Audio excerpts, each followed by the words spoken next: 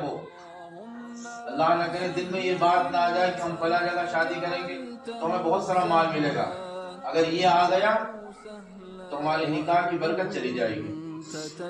نکاح کی برکت چلی جائے گی۔ اگر یہ رہا کہ ہماری بیوی نیک ہو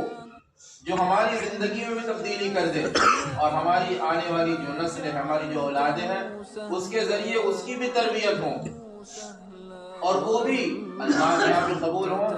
اور دنیا میں بھی معروف ہوں، دنیا میں بھی لوگ ان کو قبول کریں، اگر یہ نیت ہے تو اللہ بہت برکت عطا فرماتا ہے، بہت برکت عطا فرماتا ہے۔ اور پھر اسی ڈائری میں ایک آیت لکھی ہوئی ہے، "إِنَّ لِبَاسٌ لَكُمْ وَأَنْتُمْ لِبَاسٌ لَهُنَّ"۔ یوں تو قرآن کریم کی ایک ایک آیت جامع ہے،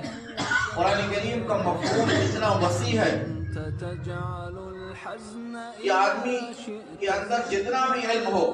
وہ یہ کہہ نہیں سکتا کہ ہم نے قرآن کو ویسا سمجھ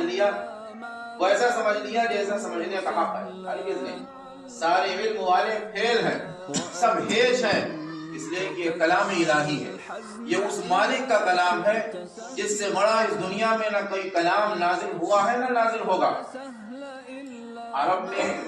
بڑے بڑے شعراء گزرے، جب قرآن مجید نازل ہوا تو اس وقت کا دور شعر و شاعری کا دور تھا، بڑے بڑے شعراء ہوا کرتے تھے، وہ اپنے زور قلم سے ایسے اشعار لکھتے تھے کہ لوگ اشعار کرتے تھے۔ اور اس زمانے میں یہ ماحول تھا کہ اس زمانے کا جو سب سے بڑا شاعر ہوگا اس کا کلام خانہ کعبہ پر لکھ کے آویزہ کر دیا جائے گا، ٹانگ دیا جائے گا، پوری دنیا سے لوگ حج کرنے آئیں گے، اس کو دیکھیں گے اور پورا زور لگا کر اس سے اچھا کلام کوئی پیش کریں گے۔ قرآن مجید جب نازل ہوا ایک چھوٹی سی آیت، "اِنَّا أَعْطَيْنَاكَ الْكَوْثَرَ فَصَلِّ لِرَبِّكَ وَانْحَرْ"، یہ چھوٹی سی سورت نازل ہوئی، اس کو خانہ کعبہ کی دیوار پر آویزہ کر دیا گیا۔ حج کا زمانہ آیا، بڑے بڑے شعراء آئے، ادبا آئے، بڑے بڑے قابل اور فاضل لوگ آئے اور دیکھا اس کلام کو، سب نے زور لگایا کہ اس سے اچھا کوئی کلام پیش کیا جائے، کسی کے اندر طاقت نہیں ہوئی، بلکہ اس سورت کو لکھنے کے بعد ان لوگوں نے جملہ لکھا، "إِنَّا أَعْطَيْنَاكَ الْكَوْثَرَ